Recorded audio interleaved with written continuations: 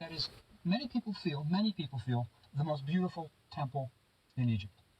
It is a spectacular thing.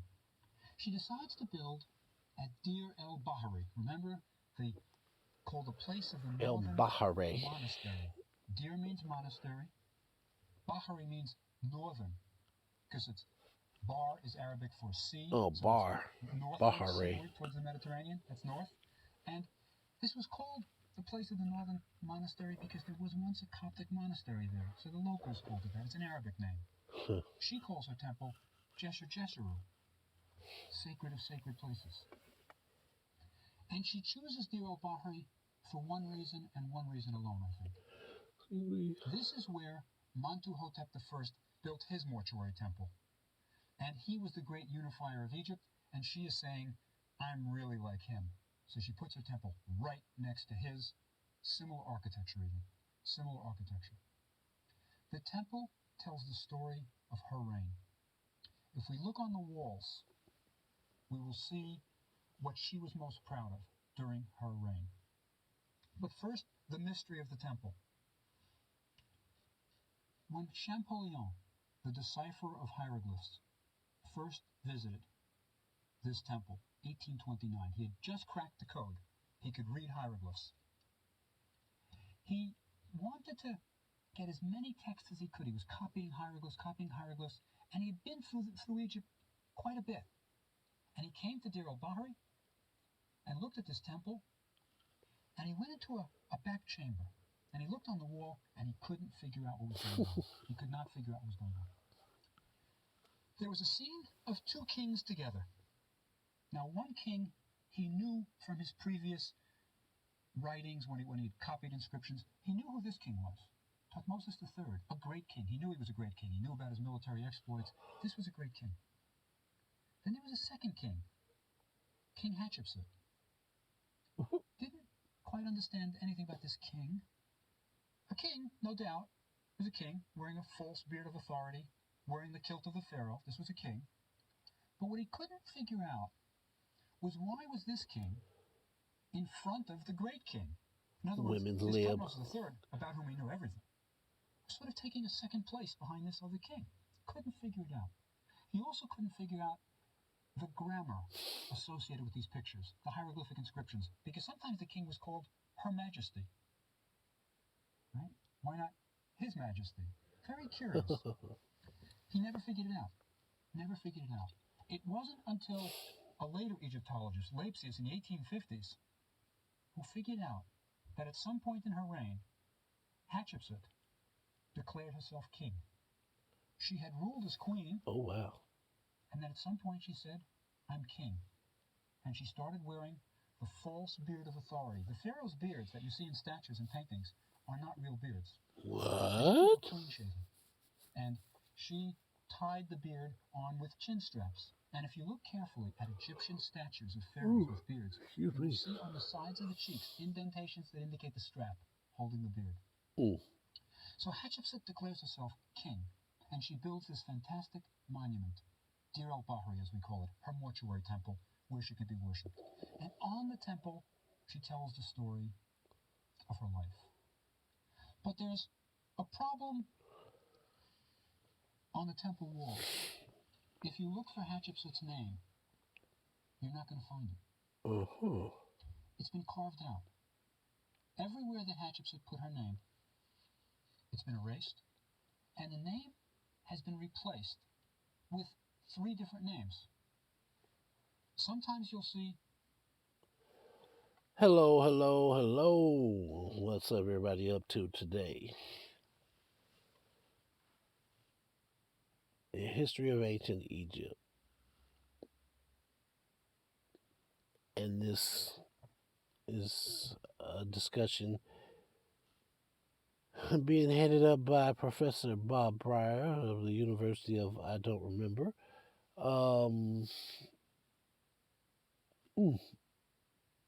Hatshepsut. Hatshepsut was 12 years old. She was just coming into, by today's standards, she would have just been coming into her period. let alone trying to run a country. How do you deal with menstrual cycles? Like, really? Okay, all right. But she marries her half brother. She doesn't have kids by him. He dies, and then excuse me, and then she becomes regent for her stepson slash nephew. Wow. Okay. I'm just gonna leave that right there for a minute, maybe longer. Um, yeah, I find this so interesting. People always want to know what's going on with the royal family. What are they into? Why do they do certain things? Why do they do this? Why do they do that? Okay, I get that. It's interesting to know what your leaders are up to. What are they really like behind closed doors? Are they relatable? With some leaders, it it's better to lead the people when the people can relate to you. When they feel like, okay, he made it, so maybe I can get out of this rut too.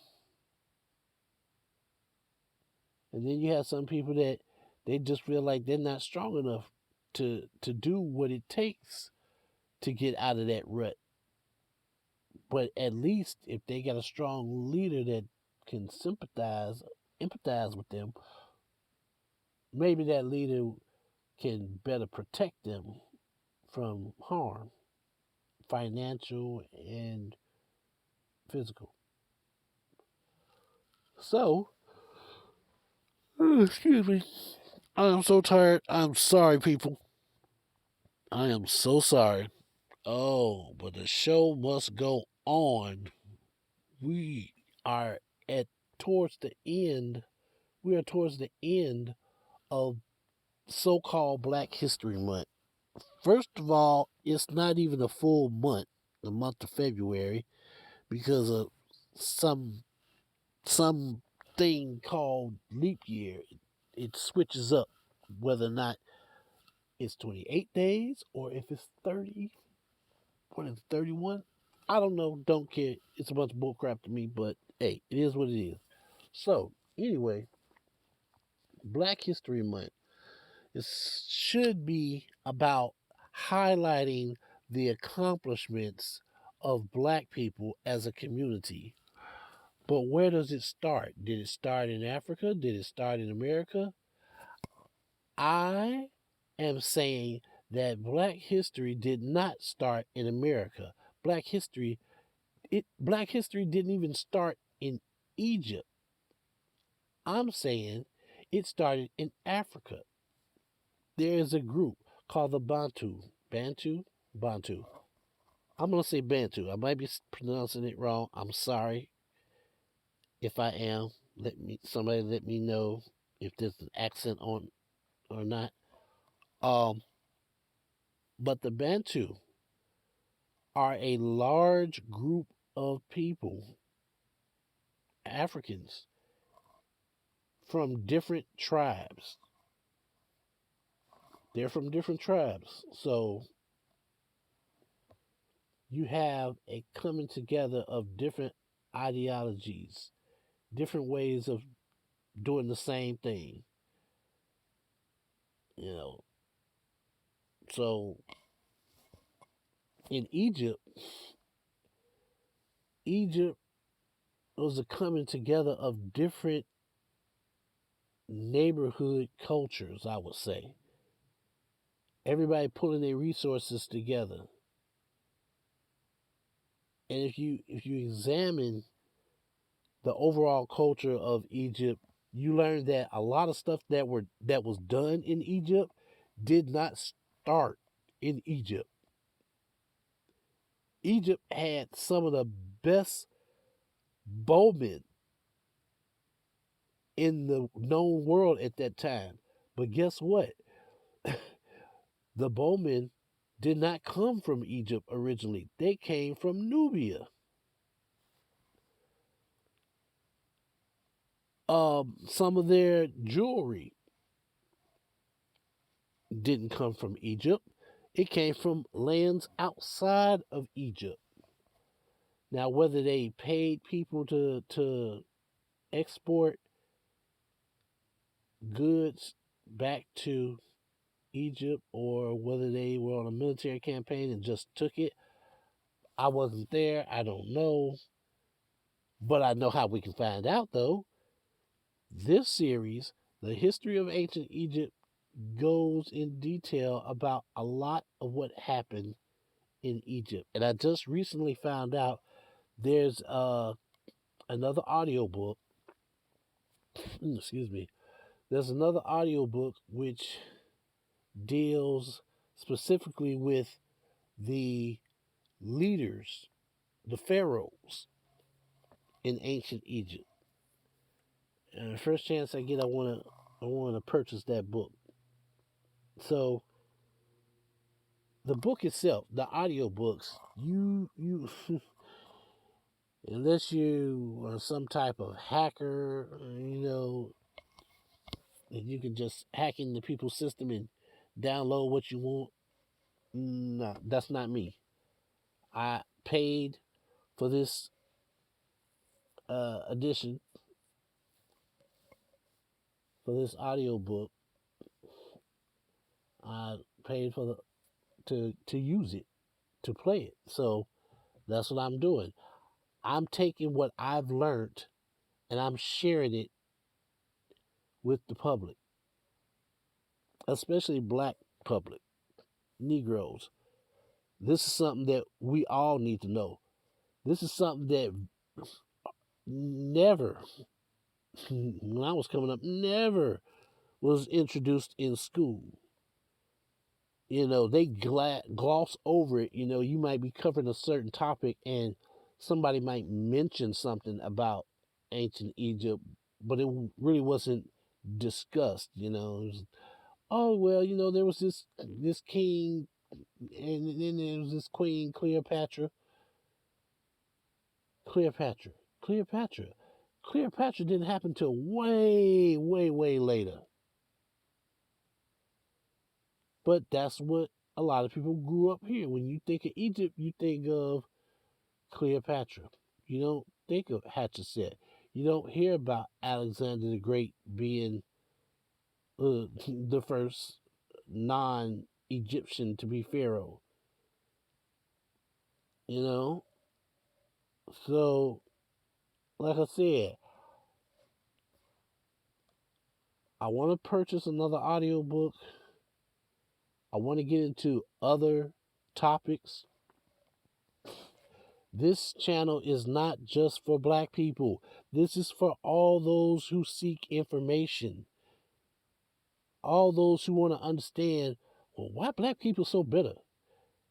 We created much of the beauty in the world, and yet we get no credit. Majority of the time, we don't even get an honorable mention. And yet, everybody enjoys the fruits of black people's labor. It's been that way since the dawn of America, probably before then, I'm sure. So, like I said, this is Black History Month, but this channel is not going to go offline just because Black History Month ends. I want this to be a hub of resource material where young people, old people, whoever's interested can open up the YouTube, put in a search, and find this channel and just dive in and find out what you want to know. That being said, eventually I will get into what most people know about Black history, Martin Luther King, Malcolm X, and why? Why? Speaking of that, I went to my local library and I see Thurgood Marshall. I saw a book on display for uh Coretta Scott King. I saw one for what's the name? Harriet Tubman. And of course, no Black History Month would be complete without the great Martin Luther King. However, people of the world, Black history is not all about Martin Luther King. Don't, don't, don't do that. The government has pushed Martin Luther King specifically because he was easier to work with. That's my personal opinion. Because when you dive into Black history, you find out there were a lot of leaders at the same time as Martin Luther was around, before Martin Luther was born, and after he died. And a lot of them don't get highlighted. Most of them don't even get mentioned. That's why I say, as far as the government was concerned, Martin Luther King was easier to work with. As Lucas say, miss me with that nonsense. Come on now. You just gonna forget people like Medgar Evers. Excuse me, Evans.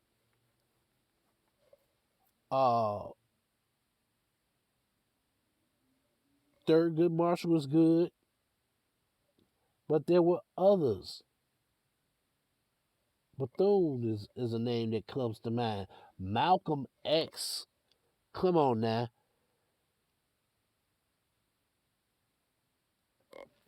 The reason why I bring that up is because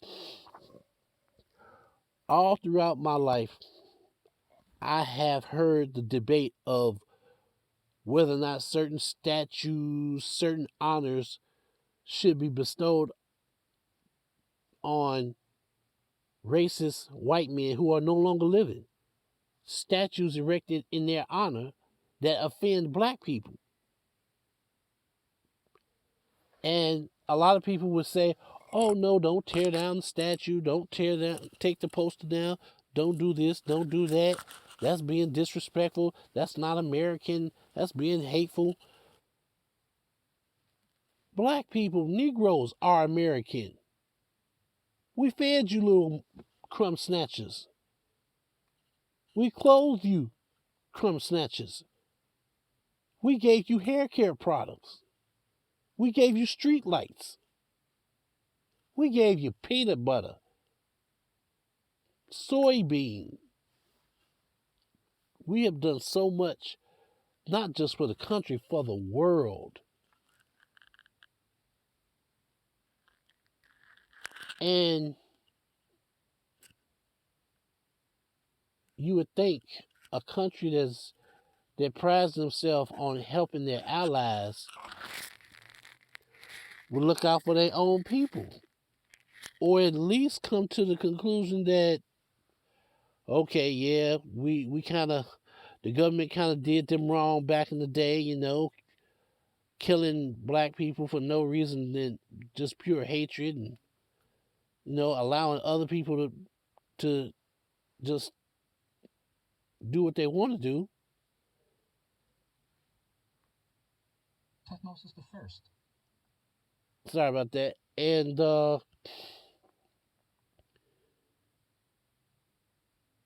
no reparations. Okay, I get that. The government don't want to come off any money for reparations, but yet and still, when it's election time, you want the Black votes. You want places like Hollywood to make movies that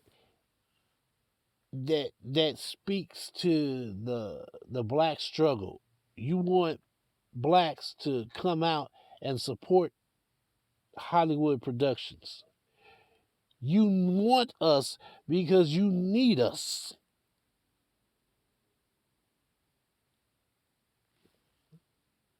I'm going to try to break that down. Society as a whole needs what we can do. That's why they want us. They want us because historically we have created so many things. We have discovered so many things that are important to their lives as well as our own. What they can do, we can do it 2 to 10 times better. And we've proven that generation after generation after generation. Judges, lawyers, doctors, electricians, railroad workers. You name it, we've done it. The pyramids themselves, I, I, man, I don't know what to say. I really don't know what to say, y'all. I am proud to be a black person in America. I am proud to be a Negro. But what I choose to call myself is what I choose. You got a whole LGBT community that refuses to be called anything except for what they want to be called. So let me put it to you like this. When I'm in the hood and my less educated people call me a nigga, what's up, my nigga? Okay. Depending on who they are, I might let that slide. But if a white person that I don't know or a Chinese person I don't know come talking about, what's up, my nigga? I got questions. Because you don't know the struggle like I know. You don't know the struggle like the black person next to me. A lot of times you say something and you might hear another black person be like, oh man, see, that's why I mess with that dude. That's my nigga. He's not saying it as a disrespect. He's saying it as a statement of affection and admiration.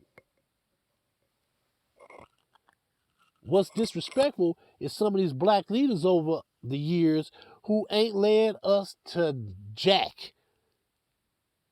They ain't did nothing for the black community. You still got poverty. Perfect example. How in the hell do you let Flint, Michigan go this damn long without clean water? But can't nobody say the N word. Get yourself together. Get yourself together. Anyway, Black History Month. We focusing on ancient Egypt. Hatshepsut, Queen Hatshepsut. Proud black woman. Not only is she the queen, she wants to be recognized as king. Why? I don't know why she wants to be recognized as king and queen. But the professor dives into it and explains her accomplishments and how things operate back then. So without further ado, let's get into it. Her father? Sometimes you'll see Tutmosis II, her husband, and sometimes you'll see Tutmosis III, the nephew, stepson, who will become king of Egypt. For a long time, Egyptologists didn't know how this happened or why. But we'll get to that. On the walls of this temple, you will see what she is most proud of. First, she sent a trading expedition to the land of Punt. P-U-N-T is how we transliterate it from the hieroglyphs. It was also called the God's Land. We're not exactly sure where it was. The best bet It's also an expression in football, which is near Ethiopia. The way we figure out where it was is by what they're bringing back on this expedition. They bring back giraffes, animal skins, exotic animal skins, ivory, frankincense and myrrh. So Frankincense it's and a good myrrh. that it was there. It was quite a thing to send an expedition to Punt, let me tell you. You first had to march across the Wadi Hammamat, this ancient caravan road that went from outside of Thebes to the Red Sea, and then you would sail south along the Red Sea. And remember, Egyptians weren't great sailors. They were spoiled by that easy river sailing. They weren't good navigators, so they hugged the coast. They would hug the coast. And they would go about 40 miles in one day, anchor at a cove, go another 40 miles, and do that for 15 days, 600 miles. Big deal to send an expedition there. Quite bold, quite bold. And Hatshepsut was. On the walls of the temple, we see this expedition. And what's really wonderful, you get wonderful, wonderful details of what the people were like and what the expedition was like. We see the Queen of Punt greeting the expedition. Now, Hatshepsut didn't go. She sent the expedition. But the Queen of Punt is shown as being almost morbidly obese. She has elephantiasis, and so does her daughter. So you get this immense woman greeting the expedition. But we also see the houses of the people who live there, and their thatched roofs on stilts. This is the first accurate representation of sub-Saharan Africa in history. It's the first time anybody had ever come back and recorded what's there. And we also see, Hatshepsut was a smart cookie. We also see what they're bringing back. And as I say, they bring back things like giraffes. Hatshepsut started the first zoo. First zoo was Hatshepsut's. So they're bringing back exotic animals, baboons, and things like that. They're bringing back piles of incense. We see it piled up on the decks of the ships.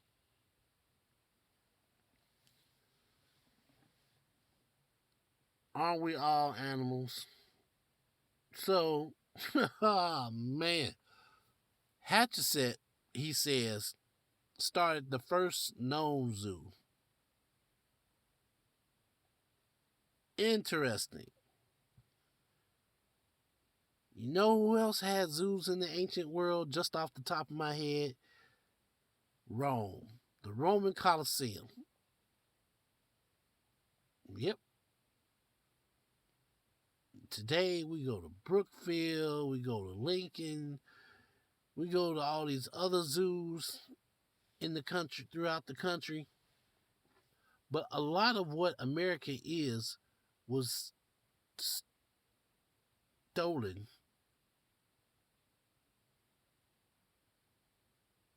Well, if it makes you feel better, it was appropriated from the black communities in and around ancient Egypt.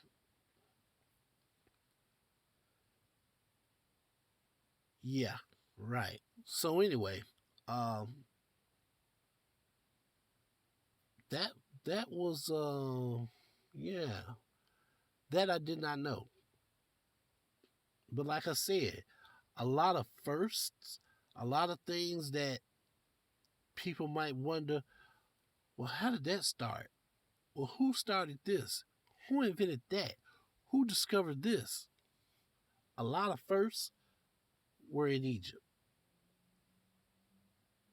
And like I said before, Egypt is a combination of different cultures coming together.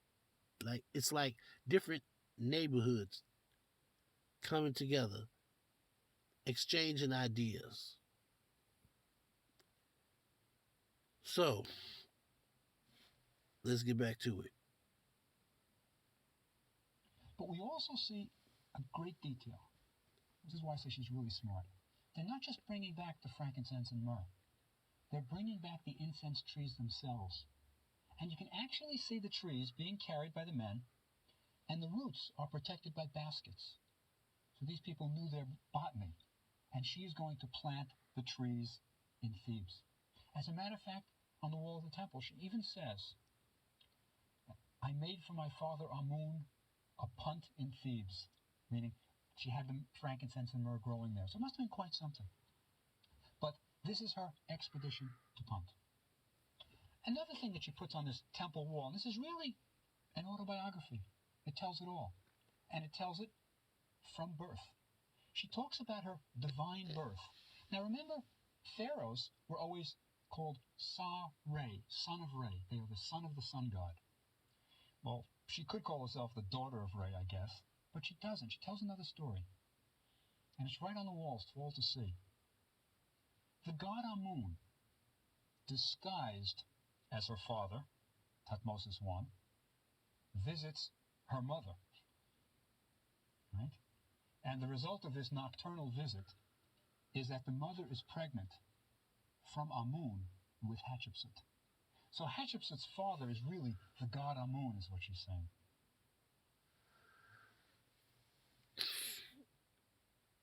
Y'all know I'm getting ready to go there, right?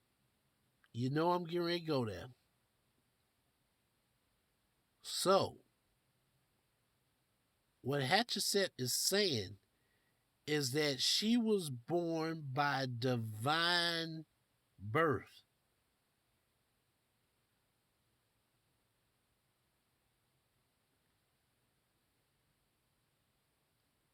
It's almost, and I'm not sure about this, but this is just my theory. It's almost like she's trying to say, yeah, the king was my stepfather. Technically, he was my father, but my real father in the heavens is my God, the sun god.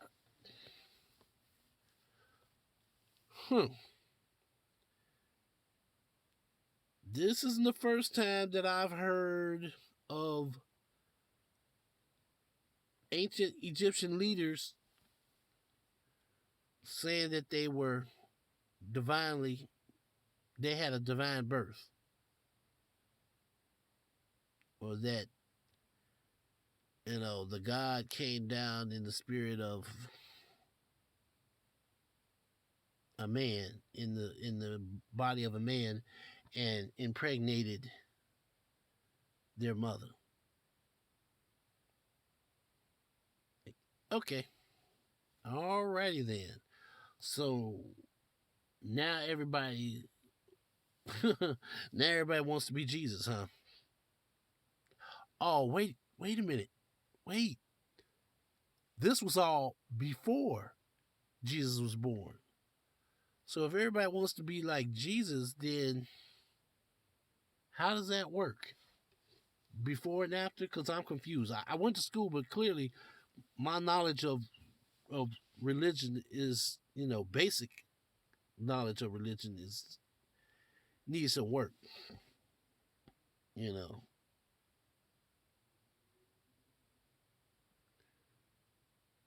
So her father is God. So that would that make her Jesus' older sister? Because I didn't hear that part. I know about Joseph, the other brothers, Mary, her cousin, and so forth. I didn't hear nothing about no older sister. Or maybe she's an aunt.